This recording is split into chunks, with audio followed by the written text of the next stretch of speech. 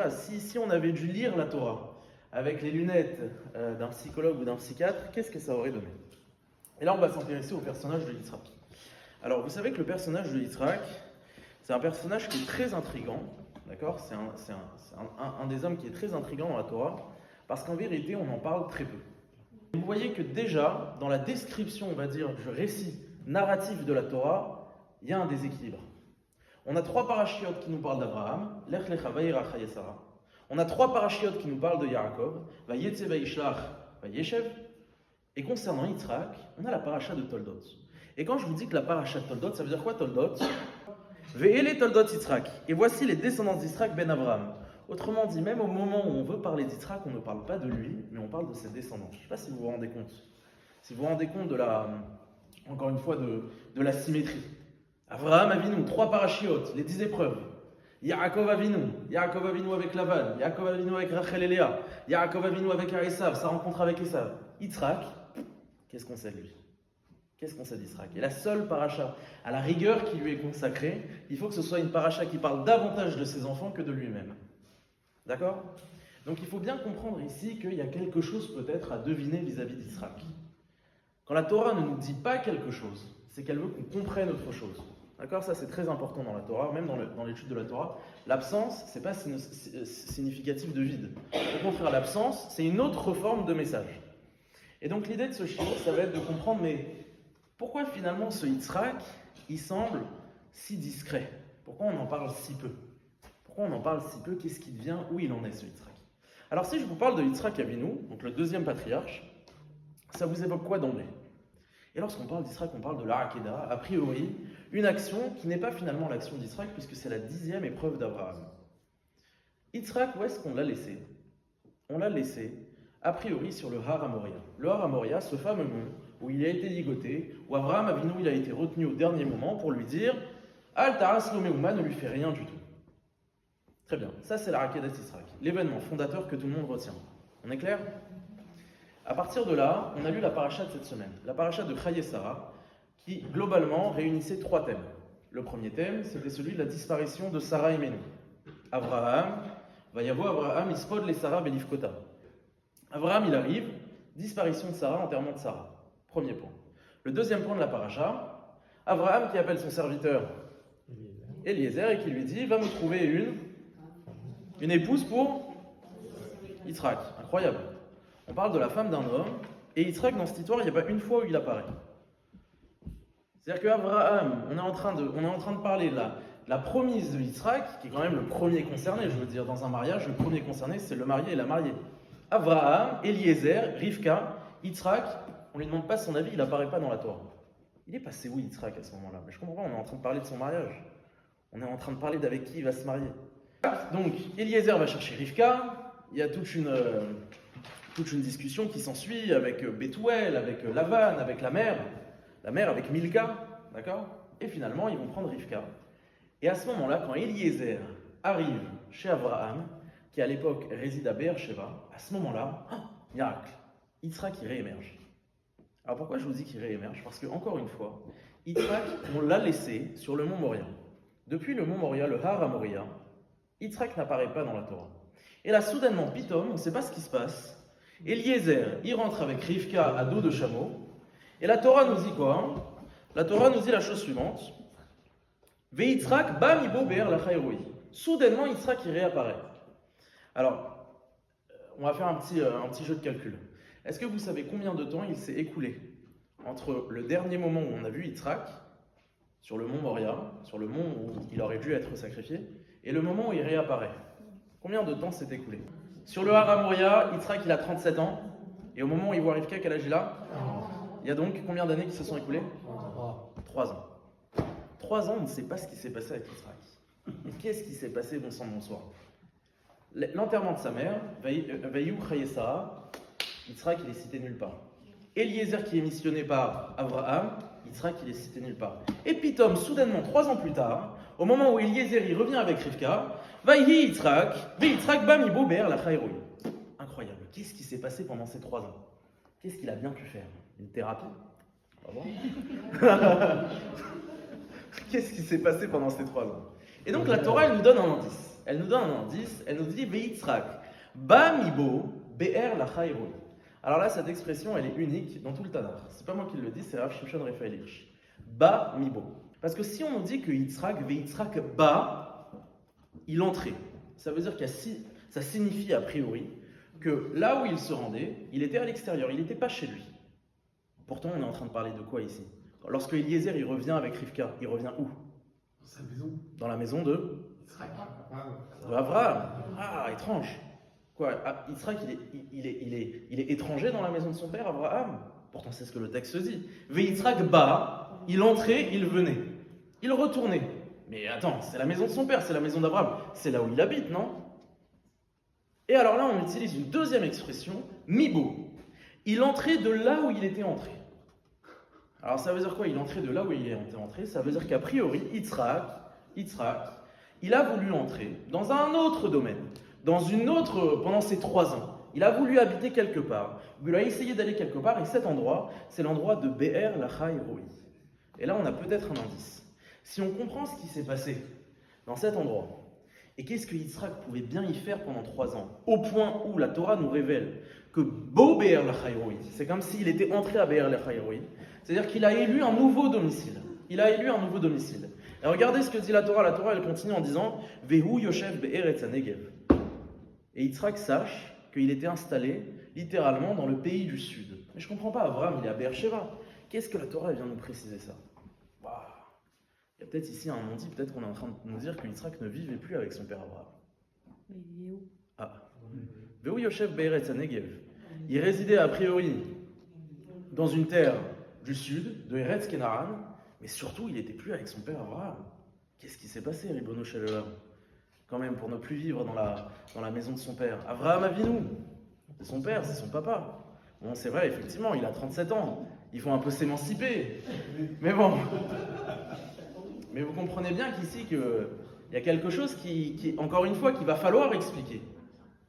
Il va falloir expliquer l'absence de Yitzhak. Il ressurgit 3 ans plus tard. On a l'impression qu'il n'habite pas avec son père Abraham. Et il y a cet endroit assez significatif qui s'appelle Be'er Lachai Roi. Et vous voyez qu'en filigrane, lorsque finalement on essaye d'être attentif à tous les mots de la Torah, elle vient nous révéler des choses, mais encore faut-il essayer d'éprouver le texte pour essayer de comprendre, mais qu'est-ce qu'elle a voulu nous dire. Alors peut-être que si on essaye de comprendre ce qui se passe, qu'est-ce que c'est que ce fameux lieu de Be'er Lachai Roi, eh bien peut-être que ça va nous donner des pistes. Si je reprends, Be'er Lachai Roi, c'est un nom, c'est le nom d'un lieu qui signifie le puits du vivant qui me voit. Le puits du vivant qui me voit. D'où est-ce que ça sort? Bonsoir. Mais à quel épisode de la Torah ça fait référence? Hagar, qui est enceinte, on ne sait pas du combienième mois, mais elle va fuir, elle va pas supporter. Et c'est là que ça va devenir intéressant. Lorsqu'elle va s'enfuir, où est-ce que Hagar, à votre avis, une personne qui s'enfuit, elle va s'enfuir vers où, Hagar? Chez ses parents. Donc où ça? Exactement. C'est ce que la Torah va nous dire. Bamidbar, Beder Ershur. Beder Ershur, c'est le chemin de Shur qui mène à Eretz Mitzrayim. Et là, elle va s'arrêter à une source d'eau. Hala Aïn. Et à partir de là, il va y avoir un ange qui va venir la voir et qui va lui parler à plusieurs reprises, à 3 reprises exactement. Et il va lui dire, mais qu'est-ce qui t'arrive? Qu'est-ce qui te prend? Qu'est-ce qui se passe? Elle va lui expliquer. Et finalement, cet ange va lui dire, ne t'inquiète pas, retourne chez ta servante Sarah et Abraham, et tu seras béni, et Akadosh Baruch Hu t'accordera un fils. D'accord? À partir de là, Vatikra Shem Hashem Adover Eléa. Écoutez bien. Elle a appelé le nom de Dieu Adover Eléa qui s'était manifesté à elle, Ata El Roi. Toi, elle, le Dieu, Roi qui me voit. Qui amera Agam Alom Raiti Achare Roi. Parce que j'ai constaté que Akadosh Baruch Hu m'a vu. Qu'est-ce que ça veut dire qu'il m'a vu? En fait, Agar, il faut comprendre qu'elle était en souffrance. Il y avait une véritable souffrance. Elle était éprouvée par sa maîtresse Sarah. Et elle s'est dit, mais plus personne n'est sensible à ma souffrance? Même Avraham Avinu, celui avec qui j'ai eu une relation, il dit quoi? Il dit, Iné Shifrater Beyader. Mais Agar, elle s'est dit, mais la problématique, c'est pas que je suis enceinte ou pas. La problématique, c'est que personne m'écoute. Je ne suis reconnue par personne. Et au moment où elle s'enfuit, elle manque pas d'eau, elle manque de rien, elle est prête à retourner chez elle. Il y a un ange qui lui apparaît, Malach Hashem, et qui lui dit « Je te vois ». Autrement dit, je sais ce que tu traverses. Je sais ce qui se passe à l'intérieur de toi. Ne t'inquiète pas. Ce sentiment d'humiliation, j'en suis conscient. Et là, Hagar s'exclame en disant, Ata, toi, elle, le Dieu, Roi, qui me voit. Ce que n'a pas voulu voir Sarah et Abraham, toi, Dieu, tu l'as vu. Et à partir de là, ce lieu va être baptisé Be'er, le puits, Be'er les Eloi, Be'er la Chayroi, le puits du vivant qui me voit. C'est clair pour tout le monde? Ok. Est-ce que ça nous avance sur notre question? Non. Bah non. Non, pas tellement. Hein. Ça fait beaucoup de données là. On se dit, mais où il veut aller là? Où il veut nous emmener? Bon. Alors maintenant, on va parler un peu de psychiatrie parce qu'on a dit suffisamment de choses.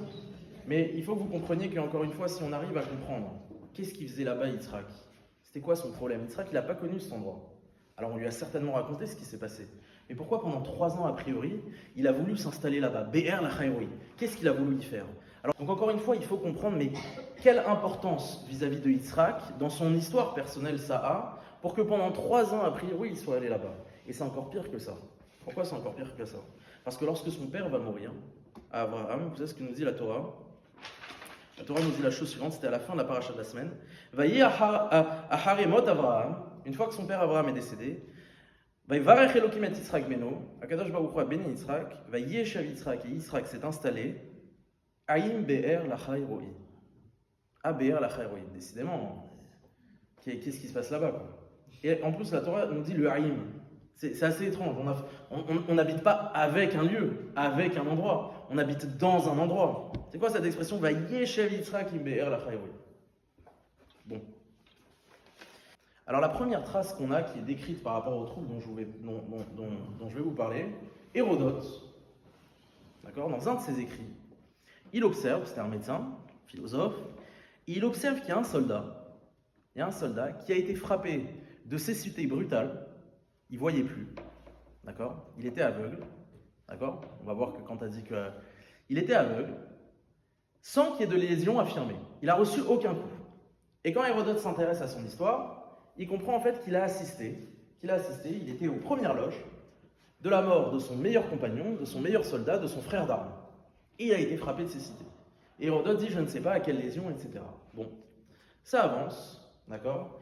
Et les guerres vont devenir de plus en plus intenses, de plus en plus effroyable, jusqu'à ce qu'on arrive à un tournant. Et ce tournant, ça va être la guerre du Vietnam. La guerre du Vietnam, c'est les Américains qui, frappés dans leur ego, vont envoyer tous les jeunes, qui soient faits ou pas faits pour la guerre, et ils vont les envoyer tuer des hommes. Et c'est ça qui va se passer. Ça a donné même de grandes ressources, même cinématographiques. Il y a beaucoup de choses qui sont sorties à partir de là. Et dans la guerre du Vietnam, lorsqu'on a eu ces jeunes qui connaissaient rien de la guerre, qui ne savaient pas ce que c'était la vie, qui ne savaient pas ce que c'était que tuer un homme, et qui ont été catapultés du jour au lendemain avec une arme pour tuer des hommes et qui sont revenus, ils se sont rendus compte qu'ils n'avaient pas forcément de lésions, ils n'avaient pas été forcément percutés par un obus, mais pourtant ils avaient des symptômes. Ils avaient des symptômes, des cauchemars, des tremblements, des pertes de mémoire. Et peu à peu, les Américains ils vont se dire, bon, ils sont plusieurs, c'est pas comme s'il y en avait un ou deux, il va falloir qu'on comprenne ce qui est en train de se passer. Et là, on va avoir l'émergence d'un trouble, la définition d'un trouble par les Américains, puisque c'est les Américains qui dictent le monde et la santé. Et ce trouble, ça va être le trouble du stress post-traumatique. Post-traumatique. Sachant que chacun de ces mots est important. Trouble du stress post-traumatique. Alors, trouble, ça veut dire que ça entrave le fonctionnement naturel. Dans la vie, ça va entraver notre fonctionnement naturel. Trouble du stress, le mot stress, en fait, il est relatif par rapport à toute la dimension anxieuse. Vous savez qu'en psychiatrie, en fait, on a différents signes cliniques, et en fonction de ces signes cliniques, on a des tableaux. On a les troubles anxieux, les troubles psychotiques, les troubles de l'humeur, les troubles de la personnalité, les troubles neurodéveloppementaux, les troubles de l'usage, il y a différents troubles. D'accord? On nous dit qu'a priori, le trouble du stress post-traumatique, c'est un trouble de stress, c'est un trouble anxieux, c'est le registre de l'anxiété. Post, ça signifie après, mais ça signifie surtout l'exposition. Et vous allez voir que ça va être déterminant. L'exposition à quelque chose, d'un traumatisme. Autrement dit, c'est un trouble anxieux qui est secondaire à l'exposition d'un événement traumatique. Qu'est-ce que c'est qu'un événement traumatique? C'est toute menace de l'intégrité physique ou psychique. D'accord? Donc toute menace de l'intégrité physique ou psychique, d'accord? Donc par exemple une menace de mort, ça peut être d'autres choses qui sont liées, pour le kavod du Echal, on ne va pas le dire, mais vous comprenez lorsque je parle d'intégrité psychique. Lorsqu'il y a une menace de l'intégrité psychique ou une menace de l'intégrité physique, je suis passé à 2 doigts de la mort où j'ai assisté à la mort, j'ai été exposé. À ce moment-là, on est susceptible de développer un trouble du stress post-traumatique. Alors pourquoi je vous en parle ? Parce qu'il va falloir comprendre comment ça fonctionne et pourquoi ça s'appelle un traumatisme. Est-ce que vous savez d'où vient le mot traumatisme ? Le mot traumatisme, il vient de l'allemand. Il y a un très beau, il y a une très belle mélodie au piano de Liszt qui s'appelle le Liebeström. Liebeström, en allemand, ça veut dire le rêve d'amour. Ich liebe dich. Liebeström. Ström, en allemand, ça veut dire un rêve. Le mot traumatisme, intéressant ça, le mot traumatisme dans son étymologie, ça veut dire un rêve.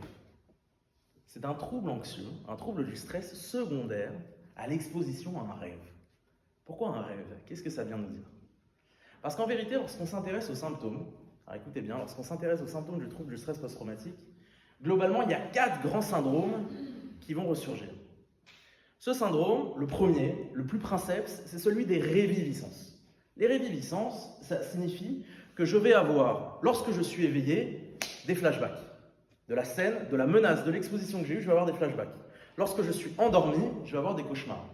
Ça s'appelle le syndrome d'exposition ou de réviviscence. Je revis la scène. Forcément, vous vous doutez bien que si vous revivez la scène, vous n'êtes pas tranquille. D'accord ? Et donc en fait, dans le cerveau, il y a une structure cérébrale qui s'appelle l'amygdale, qui est responsable du contrôle des émotions. Et lorsqu'on est exposé à des émotions qui sont désagréables, qui sont menaçantes, elle va s'hyperactiver. Et donc il va y avoir ce qu'on appelle une hyperactivation neurovégétative. En gros, c'est des personnes qui sont sans cesse sur le qui-vive. Et vous les appelez, ils peuvent sursauter. D'accord ?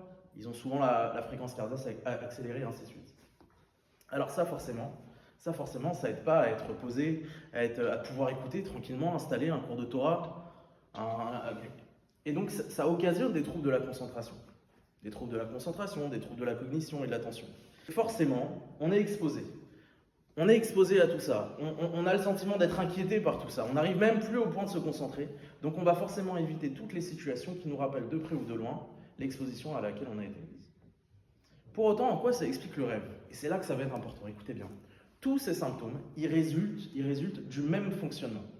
Qu'est-ce que c'est que ce fonctionnement ? Alors pour le comprendre, il va falloir qu'on s'intéresse à la mémoire traumatique. Vous savez que nous, notre mémoire, une mémoire qui est saine, c'est une mémoire qui est évolutive. Mais la mémoire est évolutive, c'est-à-dire qu'elle ne se fiche pas, elle ne s'inscrit pas dans le temps. Pourquoi je vous parle de ça ? Parce que c'est justement ce qui fait défaut dans la mémoire traumatique. La mémoire traumatique, elle reste figée dans le passé. Elle reste figée dans le passé et elle perd son caractère évolutif. Et très souvent, vous allez avoir les gens qui sont, chas v'shalom, qui ont été exposés à des traumatismes et qui ont développé un trouble, d'accord, même si parfois ça peut même aller plus loin, ça peut aller vers la névrose, vers la psychose. C'est des gens qui vont être extrêmement pointilleux sur les détails de l'événement.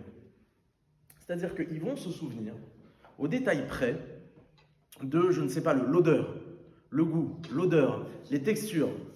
C'est que la mémoire traumatique, elle est presque sélective. Ça veut dire que là, par exemple, si je vous demande de vous souvenir un peu de ce chiour, de ce cours, etc., vous allez vous en souvenir globalement. Dans l'exposition à un fait traumatique, on va se souvenir de certains détails extrêmement précis, mais pas du contexte environnant. On ne se souvient plus du contexte environnant. Mais qu'est-ce qui s'est passé ? Comment vous avez réagi ? Qu'est-ce que les gens disaient autour de vous ? Ah, je ne me souviens plus, c'est le noir total. La seule chose que je vois, il y a un espèce de focus sur l'événement en particulier qui a été menaçant. De là, alors il ressort une idée fondamentale dans la compréhension du traumatisme, c'est le fait d'être prisonnier du passé. En fait, en fin de compte, revivre des flashbacks, revivre des cauchemars, traverser des réviviscences, être sans cesse en hypervigilance, avoir des troubles de la concentration, ça vient traduire quelque part que ici, quelque part, le souvenir n'a pas été digéré. Le souvenir, il n'a pas été digéré, il est intact. Il n'a pas été digéré par l'organisme, et plus un souvenir va être hors de la réalité, plus on va avoir une effraction de la réalité selon le type de violence, d'accord ? Plus ce souvenir, il va rester intact. Et c'est ce qui fait la mémoire traumatique. Ce que je veux vous dire, pourquoi je vous décris tout ça ? Pourquoi je suis parti du nom du trouble, en vous expliquant les symptômes, et en revenant à la substance princeps, c'est pour vous expliquer qu'en fin de compte, BSM, en essence, Le trouble du spectre traumatique, c'est qu'on est resté bloqué dans le passé. C'est un blocage dans le passé. C'est qu'il y a eu un arrêt sur image et on est resté bloqué dans le passé. Et c'est là où vous prenez conscience de la dimension du rêve. Pourquoi la dimension du rêve? Parce qu'un rêve, c'est précisément ça. Un rêve, c'est un espèce de souvenir qu'on a. J'ai rêvé de quelque chose. On ne sait plus très bien si ça appartient au présent, si ça appartient au passé, si on est dans les réalités ou dans le fantasme. Et c'est ça l'idée du shrom, du trauma. Du trauma, c'est que je vis quelque chose et je suis incapable de dire dans quelle continuité temporelle je me situe. Je le vis comme si c'était au présent, mais ça s'est passé dans le passé. Mais regarde, je tremble, je sursaute, j'ai des flashs, j'ai l'impression d'être dans le présent là. Oui, mais on parle d'un événement qui a eu lieu il y a 10 ans. C'est ça toute la dimension du trauma, du trauma. Autrement dit, un trouble du spectre traumatique, en essence, d'accord, dans la compréhension du mécanisme, c'est un blocage, c'est être prisonnier de son passé. C'est clair pour tout le monde? Mais quel rapport avec Yitzhak? Oui.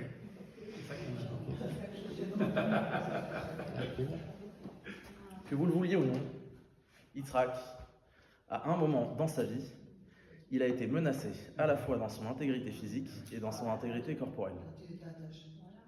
Mais c'est pas forcément quand il était attaché. C'est imaginez 2 secondes. Là, on parle de son père. Mais imaginez 2 secondes, il y a le couteau, et à un moment donné, le couteau va ça. Alors, c'est très dérangeant de dire un truc pareil. Parce qu'on est en train de dire, mais attends, quoi? C'est-à-dire que Yitzhak, il a eu un trouble du stress post-traumatique. Il faut comprendre que trouble du stress post-traumatique, le mot trouble, il est associé à quelque chose de péjoratif, de négatif, puisque ça vient entraver le fonctionnement normal des choses. Mais il faut essayer de faire un pas de côté, un décalage. Trouble, c'est pas forcément négatif, d'accord? Vous avez beaucoup, par exemple, de génies, par exemple le trouble du spectre autistique. Il y a des génies qui ont révolutionné la physique, qui ont révolutionné la médecine, qui ont permis d'avancer, d'accord? Et qui pourtant avaient un trouble du spectre autistique. Il y a des TDAH, troubles du déficit attentionnel, qui savent conjuguer avec leur fonctionnement et qui produisent des choses extraordinaires. Le mot trouble, il est péjoratif en soi. Ce que je veux que vous compreniez, c'est qu'il vient révéler un fonctionnement qui est différent de la norme. Et d'ailleurs, vous savez qu'il y a cette expression, d'accord, où lorsqu'on parle d'une personne qui est atteinte d'un trouble du spectre autistique, on dit il y a ce qu'on appelle les neurotypiques, et il y a ceux qui ont un trouble du neurodéveloppement. Mais vous voyez bien, on n'est pas en train de dire que lui a un problème et les autres sont normaux. Non, les autres sont typiques. C'est simplement différent. C'est tout. Bien comprendre la différence et le handicap. Et c'est vrai que trop souvent, alors parce que on est dans un monde qui n'est pas suffisamment adapté à la compréhension de toutes les différences, alors qu'est-ce qu'on fait? On coche la case du handicap, de la limitation fonctionnelle, de la limitation intellectuelle, alors que parfois en fait finalement c'est une autre forme, un autre moyen d'expression. Et l'histoire nous l'a prouvé. C'est pour ça que je vous dis que on ne peut pas surseoir sur le fait que Yitzhak, il a été exposé à une menace de son intégrité physique ou corporelle. Et qu'on a toutes les chances de croire que Yitzhak a peut-être été atteint d'un trouble du stress post-traumatique. Peut-être. Yitzhak. C'est normal. Mais c'est pire que ça. Quand on s'intéresse à l'histoire de Yitzhak, je ne sais pas s'il y a un enfant plus traumatisé que Yitzhak dans la Torah. Yitzhak, c'est un enfant qui jouait avec son demi-frère, et subitement, sa mère, elle a décidé, vous me le renvoyez. Yitzhak, il a perdu son demi-frère, plus de nouvelles. Yitzhak, il y a son père qui a voulu l'égorger. Mais Rila, les pshat pas chaud, son père, il a voulu l'égorger. Yitzhak, il rentre, sa mère, elle est décédée. Ça fait beaucoup quand même. Et en fait, on occulte un peu, parce que non, Yitzhak, c'est la Gvoura. Non, on l'a séparé de son demi-frère. Son père, il a voulu le tuer, et sa mère, elle est décédée. Je veux dire, quand on part avec ce bagage-là, et pourtant, tout ce que je vous dis, je n'invente pas, c'est le pshat, c'est marqué dans la Torah, c'est pas moi qui le dis, c'est la Torah elle-même. Et alors là, on comprend peut-être pourquoi Yitzhak il est un peu effacé, pourquoi il est un peu absent, pourquoi en fait il ne faut pas qu'il sorte, pourquoi Yitzhak c'est un homme qui semble, il n'habite plus avec son père. Vous savez que c'est très étrange, mais après la Rakedat Yitzhak, après le moment où Abraham il a été béni, etc., on ne parle plus d'Yitzhak. Il est passé où? Le silence d'Yitzhak, il est insupportable. Vayeshev Abraham el Neharav, incroyable, Vayashov Abraham el Neharav. Lorsque Abraham redescend du mont Moria, la Torah nous dit a priori qu'il est redescendu seul. Elle ne cite pas Yitzhak. Vayashov Abraham el Neharav. Abraham est retourné vers ses compagnons. C'était qui? C'était Eliezer et Ishmaël. Vayakomu vayelechu yarda bel Beersheva. Vayeshev Abraham, il est passé où Yitzhak? Je comprends pas. Mais c'était l'objet même. Il est passé où? Vayashov Abraham el Neharav. Mais Abraham, il n'est pas seul, pourtant quand il est monté, on a bien dit, Vayelechu shenehem yardav. Les deux, ils y sont allés ensemble. Alors pourquoi quand il retourne, il est seul? Yitzhak, on l'a laissé sur le Har Hamoria. Mais pourquoi il a pris avec lui? Yitzhak, on l'a laissé sur le Har Hamoria. D'accord? On l'a laissé sur une montagne qui signifie pour lui, peut-être, un traumatisme. Pas peut-être, certainement. Une menace, une exposition à une menace de son intégrité physique parce qu'on veut le tuer, et psychique parce que c'est son père qui veut le tuer. Je ne sais pas si vous vous rendez compte, c'est pas la même chose. Un papa qui veut tuer son fils, et un homme qui tue un individu, c'est pas les mêmes enjeux au niveau psychologique. Yitzhak, il est peut-être resté sur le mont Moria. Il est peut-être resté sur ce traumatisme. Et on ne le voit plus. On ne sait pas où il est passé. Et au moment où Abraham il choisit une épouse pour lui, il n'est pas là, il n'est pas dans la discussion. Pire que ça. Va Yeshev Yitzhak Be'eretz HaNegev. On a le sentiment que Yitzhak n'habite plus avec son père. Il a réapparu où ça? Be'er Lachai Roi. Alors écoutez bien maintenant. Ce qui est intéressant, c'est que quand vous comparez le Har Hamoria, ce qui s'est passé au Har Hamoria, sur le mont Moria, et ce qui s'est passé à Be'er Lachai Roi, il y a des similitudes qui ne trompent pas. Écoutez bien. Vous savez que le Har Hamoria ne s'appelle pas Har Hamoria. Abraham, une fois qu'il a réussi cette épreuve, comment il a appelé ce nom? Hachem Ir'e. L'Éternel me verra. Ah, incroyable. Étrange. Agar, quand elle a fui, elle a appelé Ata El Roi, Dieu qui me voit, au présent. Et Abraham, une fois qu'il a réussi, il a dit la chose suivante, Vayomer al Tishra Yadecha, etc. Vaïsarina, Vayelech Abraham, Vaïkachadaïl, Vaïkra Vamshema, comment? Hachem Ir'e, Dieu verra. Ah, c'est étrange. C'est quasiment le même nom. La seule chose qui a changé, c'est quoi? C'est le temps. Il y en a un, on en parle au présent, et là, on en parle au futur. Hachem Ir'e. Abraham Avinu, il a compris qu'il ne fallait pas se soucier du résultat. C'est Hachem Ir'e, il verra ce que ça donnera. Il verra ce que ça donnera. Akadosh Baruch Hu, il t'a demandé de faire un sacrifice, je vais faire un sacrifice. Hachem Ir'e. Et Abraham qui redescend seul du Har Hamoria. Autrement dit, Yitzhak, on l'a laissé sur la montagne. C'est un peu dur ce que je veux dire. Yitzhak, on l'a laissé sur la montagne de la mort, et on le retrouve 3 ans plus tard, Be'er Lachai Roi, dans le puits de la vie. Voilà. La symétrie, elle est trop grande. Et vous remarquerez même que là-bas, Be'er Lachai Roi, c'est des malachim. Malach. Et très étrange, dans la Torah, a priori, il n'y a pas de malachim. Enfin, même lorsqu'on parle des invités, on parle de Shlosha Anashim, on ne parle même pas de malachim. Bizarrement, vis-à-vis d'Agar, c'est des malachim aussi qui se sont dévoilés. Vis-à-vis d'Abraham, c'est aussi des malachim. Et pire que ça, et je vais terminer avec cette idée-là, avec cette comparaison, regardez ce qu'on dit à Abraham, ce qui lui permet. Ta descendance, elle va se multiplier. Qu'est-ce qui a marqué à Be'er Lachai Roi? Harba arbe et zarech. Arba arbe et zarech. La même expression qui est utilisée dans la Akedat d'Israël, où il y a marqué Ve'arba arbe et zarech, kerovei hashamayim, c'est exactement la même expression qui est utilisée à Be'er Lachai Roi. Autrement dit, on a presque la même idée. C'est-à-dire que Ishmaël, rendez-vous compte, la Akedah de Ishmaël, elle s'est passée à ce moment-là. La Akedah de Ishmaël, quelque part, elle s'est passée au moment de Be'er Lachai Roi.